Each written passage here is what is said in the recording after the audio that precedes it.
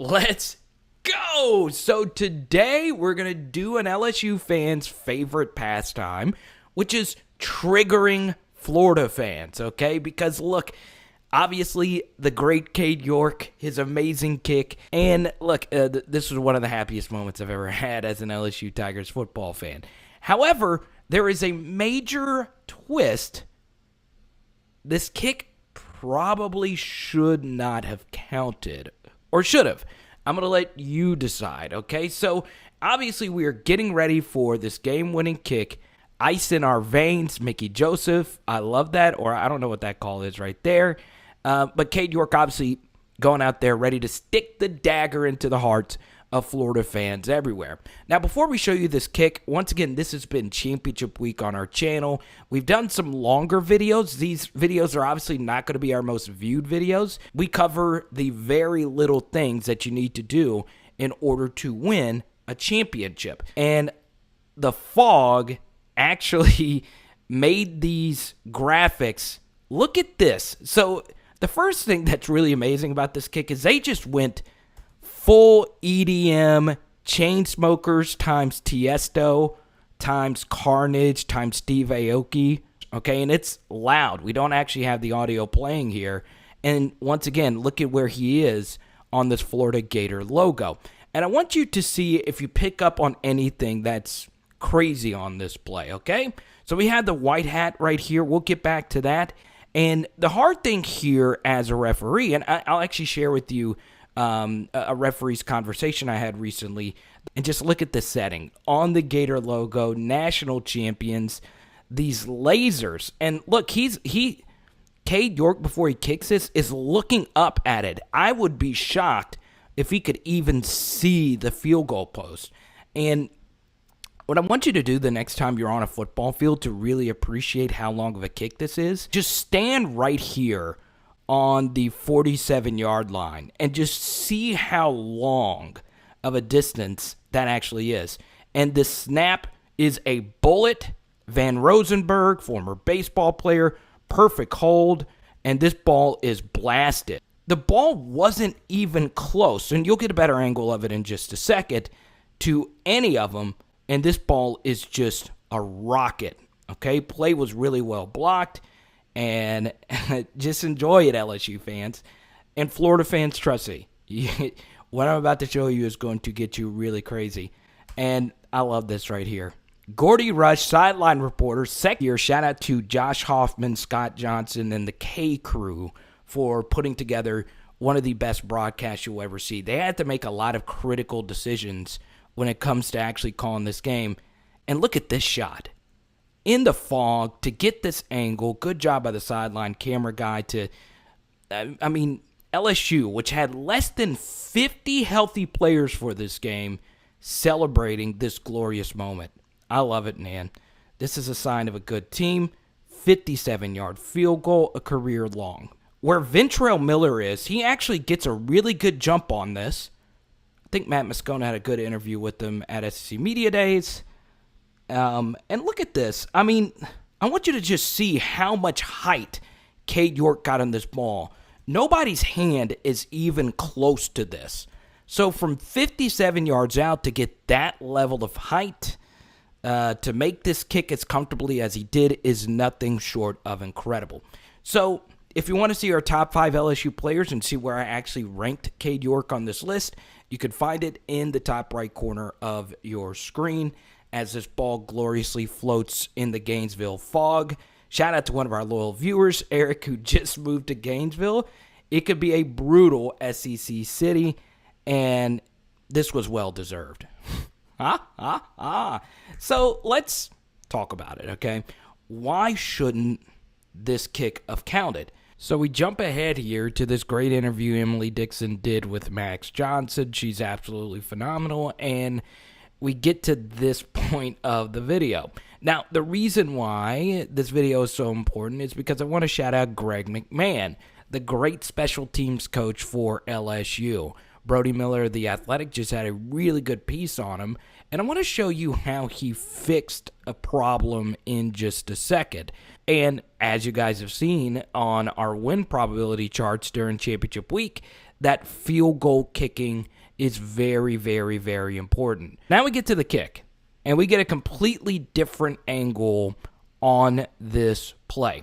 And I want you to see if you notice anything on this replay. And if you're watching this on a premiere, let me know if you see anything out of the ordinary here.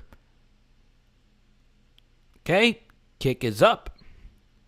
And it is, of course, good.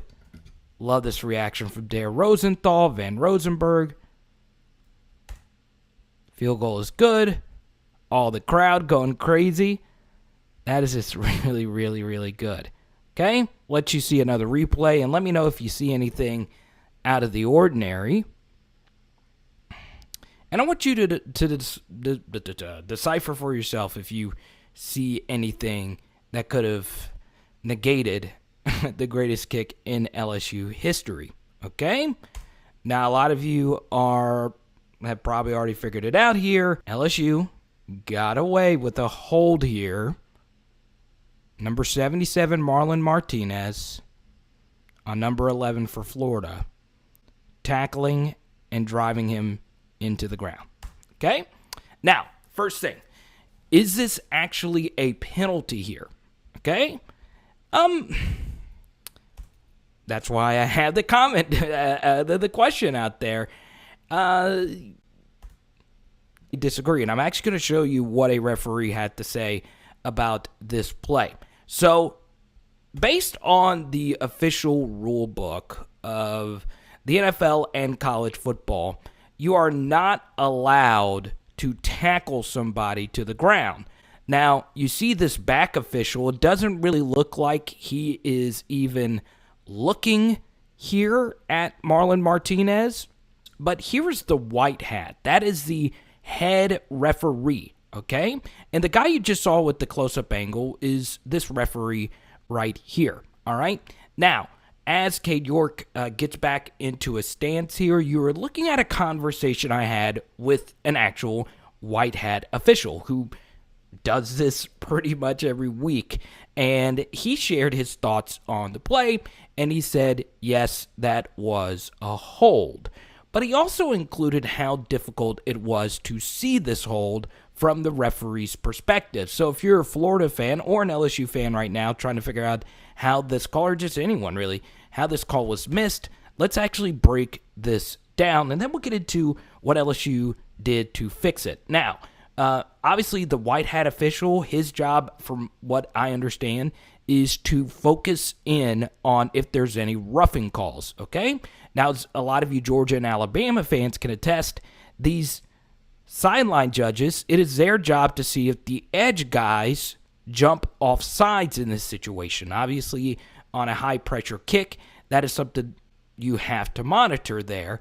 And, of course, you have this umpire whose job is to make sure that the deep snapper doesn't get trucked. So it's illegal to just hammer this guy right here. And this referee is actually watching the right side, which makes sense. And then, of course, you have your two referees 57 yards back, whose lone job on this situation is just to make sure the kick is good. So that's the thing about field goal kicking. Everyone is so scrunched in together.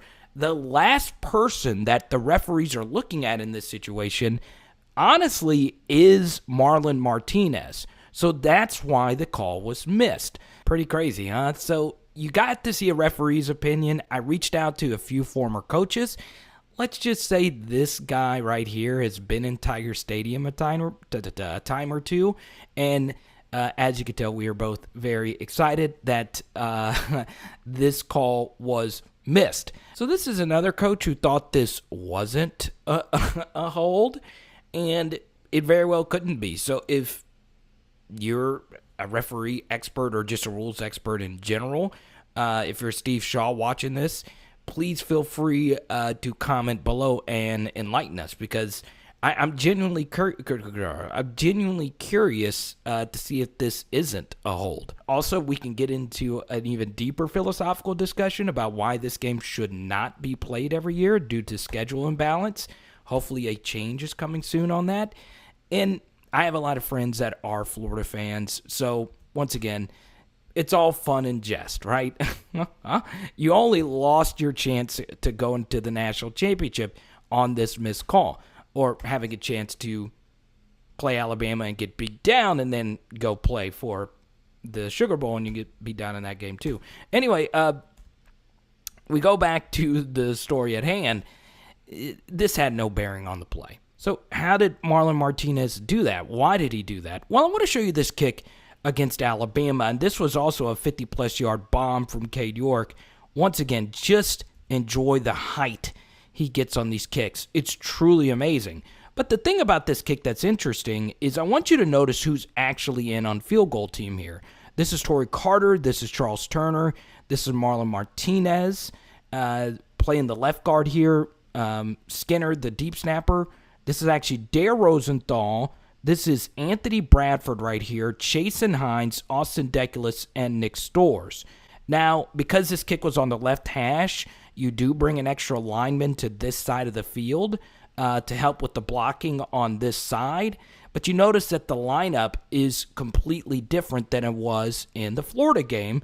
And based on the angle that we have, it's kind of hard to see. This was the only angle we had of this 52-yard bomb. It's kind of hard to see. I would be very interested if anyone does have coach's tape on this. I would be very interested to see if Marlon Martinez made the same mistake. Okay, so you just saw that replay, and I want you to first see here how Greg McMahon did a really good job keeping this field goal team together. And I want you to see the personnel that is actually on the field. So in that Alabama 50-yard bomb, you saw that this was actually Torrey Carter, who wasn't healthy for this game. Charles Turner, who I'm guessing also wasn't healthy for this game, was actually the left tackle. Okay, Marlon Martinez actually was in this position in the last game. And this is actually Thomas Perry out of Lafayette, Louisiana. And this is pretty much the first snaps he's ever gotten. He is playing, okay? This is a guy that never plays, who had to be forced into this game. Now, why was he forced into this game? Well, Chasen Hines got hurt. So Greg McMahon did a good job shuffling the guys in and out to have a feasible field goal team on the field. Also, Anthony Bradford wasn't in this game, okay? So that was 5 different guys who was on the field goal team in the Alabama game just a game ago. And pretty much the exact same situation, well, a 50-yard bomb, that weren't in on that play. So you got to give a lot of credit to Greg McMahon and the special teams coaches to actually have the field goal team ready to go. Here's another major positive. A 50-yard field goal, once again a long field goal. Once again, CADE York is such a beast. And this is the second half of the game. There had been a torrential downpour before this kick, so not the best of conditions. And grass fields can get chunky and slick, and this is still a tight ball game. But obviously we know CADE York's great. We know he's going to make this kick. But notice the adjustments here. I want you to see what a more experienced player did in this situation, a very similar situation. And I want you to mostly focus right here. So obviously this is Marlon Martinez, and Thomas Perry's right here. So we have essentially the same personnel out there. And I want you to see that, number one, this should be a penalty. You're not allowed to launch yourself off of someone's back, and Ole Miss had been doing this all game. Okay, you can jump straight up like the Florida defender did. You can't try to jump over. Okay, so this is legal. You can't launch yourself over the back. But you notice here, instead of scooping the guy, Ed Ingram, an experienced seasoned LSU Tiger, doesn't tackle him to the ground. Okay, you also see here Marlon Martinez in this situation has this same opportunity he had against Florida, and he does nothing. So that showed you that the true freshman learned from his mistake, and the kick is, of course, money. Boom! So this is a fun part of the video, right? So over the last couple of weeks, over the last couple of days, I've done not one but 2 videos that brought into question Ed Orgeron's game management. And you're probably expecting at this point of the video where I point out, a slight criticism of Ed Orgeron and Greg McMahon. And right now, I'm actually going to do the opposite. They actually did everything right. And it's kind of the scary thing when it comes to having a championship ball club, okay? Sometimes there's nothing you can do about certain situations, okay? Now, first thing is Ed Orgeron made the big-time decision to bench TJ Finley and put Max Johnson in this game. It looked a lot easier now, but it wasn't as easy as you probably thought it was. And the second thing here is obviously he managed the game, outcoached Dan Mullen with a far more frail roster. Yes, Dan Mullen didn't have Kyle Pitts, but that was their decision. And you notice Ed Orgeron's on top of this. The clock is running. We don't have any timeouts left, and we are rushing to get the field goal unit on. Now, once again, remember, you saw that the LSU field goal unit has 5 new players on it, different than that from the Alabama game. And remember, Chase and Hines had gotten hurt in this game. So the fact that Greg McMahon and the special teams analysts had Thomas Perry ready to go out here for this field goal kick and have everybody locked in ready to go, guess what? That is really, really, really good coaching in a very hostile environment. So Ed Orgeron was on top of it. And even better, what I'm about to show you is going to give you chills, okay? And it's going to be the really scary thing about a championship ball club, okay? So Dan Mullen, of course, calls this timeout. And it is debatable whether or not Dan Mullen should have called this timeout because it did give LSU the opportunity to set themselves for the kick. Obviously, Florida had a bunch of confusion anyway here, so that might be why they actually called the timeout. There's actually some confusion here on the clock as well. But I'm obviously glad that they called the timeout because it gave CADE York more time to, of course, get ready to bomb this kick. So, once again, it is debatable whether or not Dan Mullen should have done it. Well, Dan Mullen was right because, yes, CADE York made the kick, but it did give Florida enough time to get in field goal range, and their All-American kicker, Evan McPherson, choked and missed the kick. That would have sent it into overtime. So Florida calls a timeout here. Now, this is a major takeaway, all right? Of course, you should, before every game and before the season right now, get every player that is on your roster. Ali Gay was talking about this in an interview. Andre Anthony was talking about this in an interview. You never know when your name is called. So, yes, Thomas Perry hasn't panned out as an offensive lineman, but it was good to see that he was focused in and locked in, ready to go for his moment, and he stepped up in a major way. Now, this is the major takeaway, though, okay? I want you to look and focus in right here, okay? And there's no way you could pick this up because the camera is focusing in on here, but this is Marlon Martinez right here. This is Ed Orgeron. He is point blank telling these 3 guys, Marlon Martinez is right here, do not commit a dumb penalty. Do not false start because there is no room for error. This is a 57-yard kick. You need every single one of these yards. Marlon Martinez is right there taking the instruction, okay? And that I would be shocked if Greg McMahon doesn't go over this with every single person on the team to not commit a crazy penalty when you have a kicker who has a leg made out of a cannon because he doesn't need much blocking. He gets so much height on his kick that you don't need to have perfect blocking up front. You just got to make sure you don't commit a penalty. So Greg McMahon had the unit ready to go.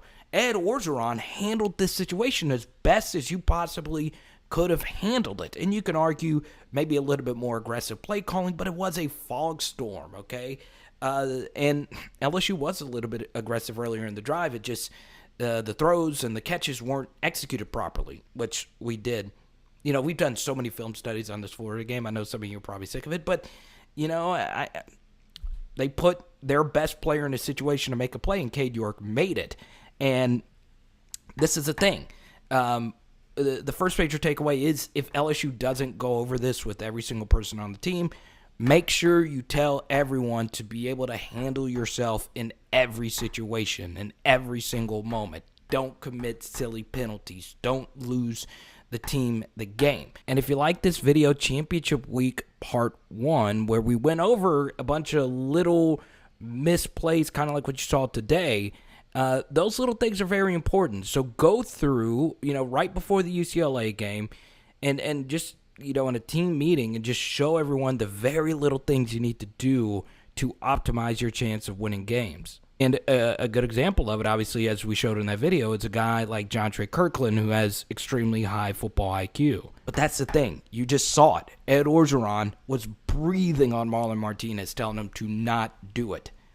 So this is the scary thing about Championship Week. This is the exact same camera angle we started on the video. Sometimes it comes down to just the players, okay? I'm pretty sure Florida told Marco Wilson before the game, don't toss a shoe after a stop on third down, okay? You can coach your players all you want. You can tell them to do every single right thing in the book, and they still get caught up in the moment. These are 18 to 20 to 22-year-old young men, and in Marlon Martinez's case, this is a true freshman playing at LSU from the state of Florida on the game's biggest stage. And these mistakes happen. We all make mistakes in life. And I'm not doing this video necessarily to point out Marlon Martinez, right? But this is the thing. The emotions that can potentially cost you an opportunity. Because let's just say LSU was kicking this field goal for the opportunity to go to the college football playoff, and the holding was called, like the official told us earlier in the video. You can't really argue it. Let's just say that this kick wasn't counted and there was a flag thrown and they replayed and showed you the holding. We wouldn't have been able to argue it, and we would have considered that one of the craziest low IQ football plays you'll ever see. Okay, and that's the beauty of college football. It's an emotional game, and it could cause you to do some really frisky and crazy things. Here are my two breakout stars here, Jaquelin Roy and Jere Jenkins. Marco Wilson, could you imagine what's going through his body right now? I would have done anything to know what he was thinking in that situation right there. Oh, my goodness. Oh, man, it's so funny. I'm so happy college football's back. Hope you enjoyed this video today. By the way, if you want to draft with us on Saturday night, we have fantasy drafts at the end of our live stream, so make sure you check out that. If you want to be a part of a draft, just comment down below and I'll tell you what to do. Just take it in. Just take it in. Oh, my God. So, yeah, the Marco Wilson thrown shoe. And one other little plug here. I actually did a film study on so many different players in this game. I did like 3 Max Johnson film studies from this Florida game. I did an Eli Ricks pick 6 film study. I did a Jabril Cox film study. I did a B.J. Ojulari and Jaquelin Roy film study from this game. I think I did someone else. I don't even remember. So if you want to see any of those, make sure you just go on the channel. You can just search all those players' names in the search bar, and you'll be able to see all those, okay? And to all of PHL Nation, once again, Hurricanes, please stay safe. It is Power Hour LSU. Boom! Ooh, I'm doing some burgers tonight. Let's